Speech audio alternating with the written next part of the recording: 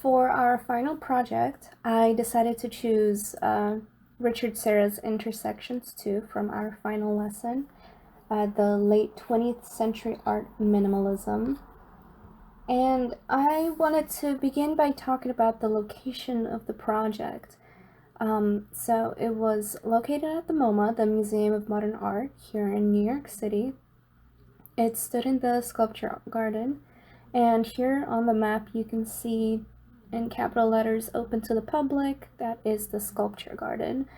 I visited there a couple months ago and there was nothing being displayed there at the time, but you can see it's open to the air, open to the rain, snow, whatever, and it's also open to the not only to the elements but also to the cars and to the sound of other people around you.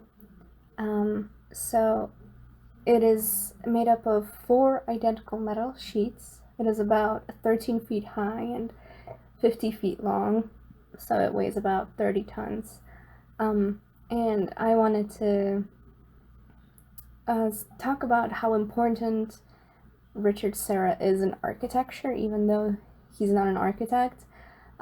His pieces for students always get recommended to describe compression and release that is always talked about when you're walking through a lobby, you're walking through, you're being compressed through doors, and when you walk into the lobby, there's a big release.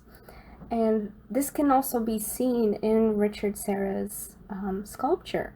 You're walking through these narrow, tight spaces where there's only sunlight or air above you, and as you exit out, you are being released. You're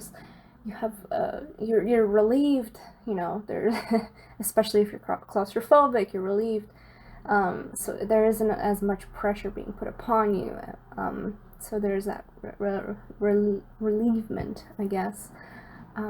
So a lot of students in the architecture department use this as a precedent study to figure out our designs.